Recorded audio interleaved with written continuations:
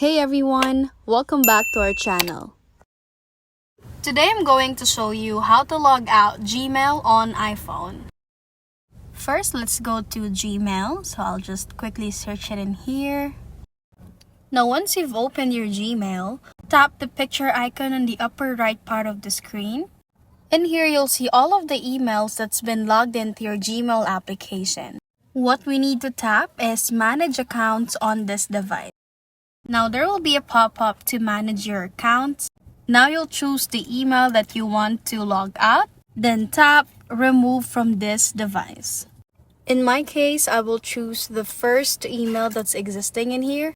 There will be a pop-up to confirm if you're really removing the account, and then just tap Remove. Now to check if it's really removed, then tap on the picture icon again on the right.